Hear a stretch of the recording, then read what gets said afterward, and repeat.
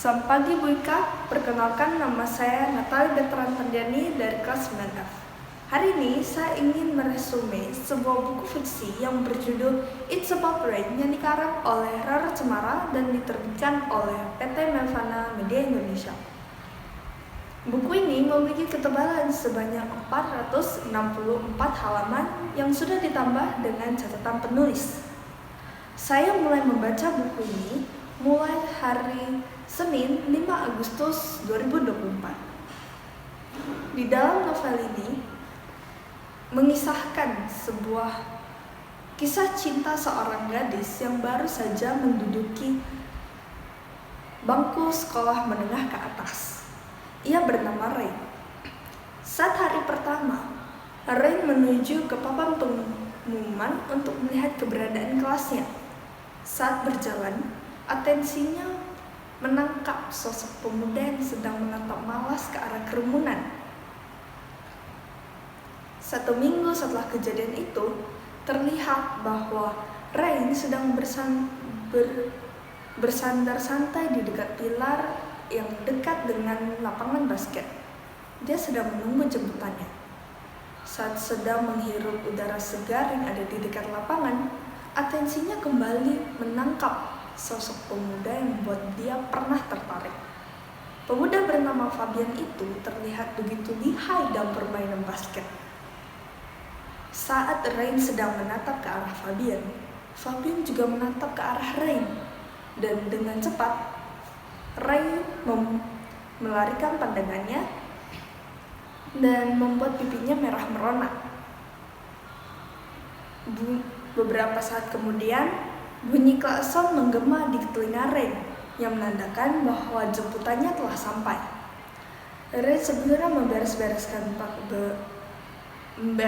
barangnya dan menatap ke arah Fabian untuk terakhir kali. Tetapi Fabian tidak ada di tempat tadi. Dengan kecewa, dia pun segera menaiki mobil yang menjemputnya. Tanpa disadarinya, Fabian mengikuti mobilnya dari belakang menggunakan sepeda motornya. Wah, sungguh menarik.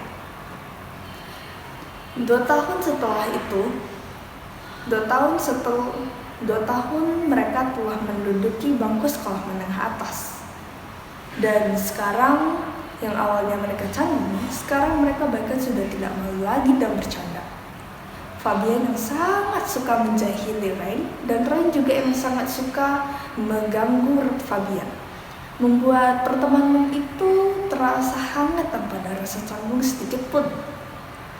Hingga suatu hari, saat mereka sedang bersantai di danau menikmati keindahan alam, Fabian memberanikan dirinya untuk melamar Rain untuk menjadi pacarnya. Rain yang awalnya ragu karena sebelum dilamar oleh Fabian, Rain sudah memiliki perasaan saat mereka kelas 10. Dan tanpa diketahuinya, rupanya Fabian juga memiliki rasa yang sama di kelas 10 itu. Jadi karena mereka saling mencintai, mereka akhirnya berpacaran. Setelah kurang lebih 3 bulan berpacaran, mereka memutuskan untuk merahasiakan hubungan mereka terlebih dahulu. Hingga suatu hari, setelah 3 bulan berpacaran, saat makan malam, ibu dari Rain bertanya, siapa nama panjang dari Fabian? Ia pun Rain dengan lantang pun menjawab pertanyaan ibunya. Setelah mendengar jawaban dari Rain, ibu dari Rain terasa sangat marah dan terkejut, sama halnya dengan ayah Rain. Seketika, 2 insan itu pikirannya menjalar melalang buana ke masa lalu yang kurang mengenakan. Beberapa tahun yang lalu, sebelum Rain dan Fabian lahir, ibu, ayah Rain, dan ayah dan ibu Fabian adalah sepasang sahabat yang tak terpisahkan. Mereka semuanya sudah berpasangan, ayah dan ibu Rain, ibu dan ayah Fabian sudah menikah. Mereka dulu sangat dekat, bahkan tidak bisa dipisahkan. Tetapi saat mereka bekerja dan mendirikan perusahaan mereka sendiri, terdapat beberapa kesalahpahaman yang memisahkan mereka semua. Hingga sampai saat ini, mereka masih belum bersatu.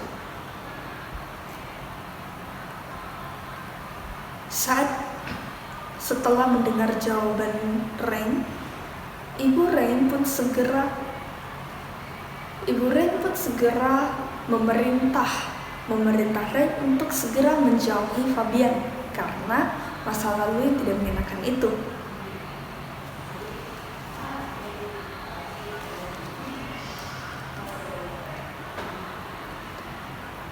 Setelah beberapa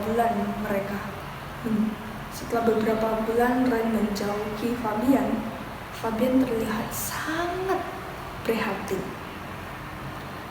Ia sudah memiliki jadwal balapan liar.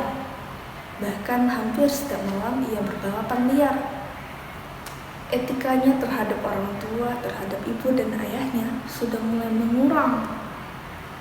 Dan ia mencari pelarian pada setiap wanita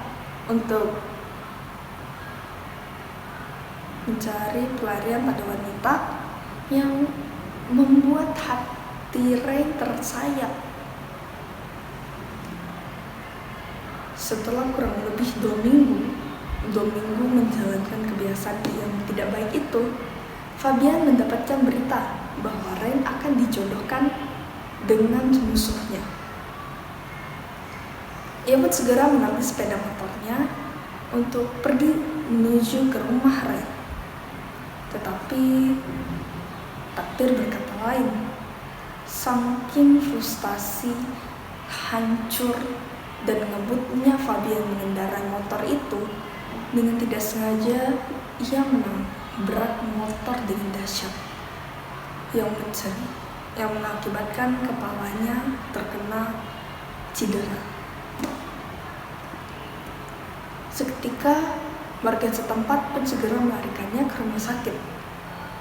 Dan kurang lebih 3 hari dibawa ke rumah sakit, Fabian tetap tidak sadar dan hanya bergumam nama Rain. Ibu Fabian yang melihat itu merasa kasihan dan merasa bahwa sudah waktunya untuk meminta maaf kepada orang tua Rain dan meminta Rain kemari untuk menemani Fabian. Mereka berdua pun segera menuju ke rumah Rain, dan awalnya Ibu Rain merasa sangat terkejut karena mantan sahabatnya sudah datang. 30 menit habis untuk mereka gunakan untuk mencurahkan segala kejelasannya yang terjadi di beberapa waktu silam. Alhasil, hati Ibu Rain sudah lunak karena mendengar kisah tak mengenakan dari mereka berdua. Ia pun segera memerintah Rain untuk mengikuti ibu dan ayah Fabian menuju ke rumah sakit. Saat Rain memasuki ruang inap Fabian, ia sangat terkejut dan terheran. Dan tidak tega, Fabian terlihat tergeletak lemas di atas ranjang rumah sakit. Rain pun segera menghampiri Fabian dan menepuk tangannya, memanggil namanya. Tetapi harapannya pupus karena tidak ada respon apapun. Karena merasa harapannya telah nihil, ia pun keluar untuk menyegarkan pikirannya. Dan suara monitor pun berdengung keras di ruangan itu. Dokter dan tim perawat pun segera berlari menuju ke rumah sakit Fabian, ke ruangan Fabian, dan kabar duka pun menyelingi.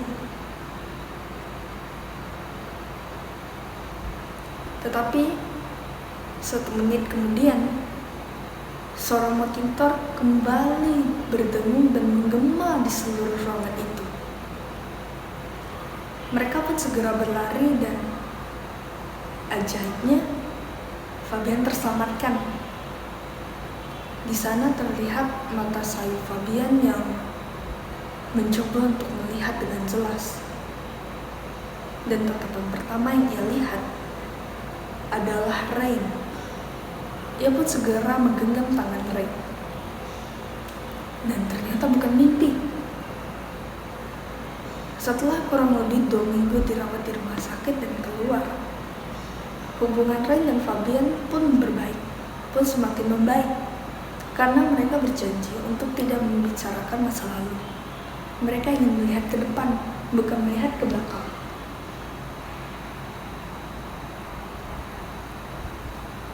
Dan saat bersantai di danau, Fabian meminta kesempatan kedua kepada Rain.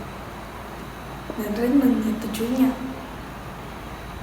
Setelah kurang lebih 2 tahun peristiwa itu, mereka semuanya sudah berkuliah. Dan Fabian melamar Rain.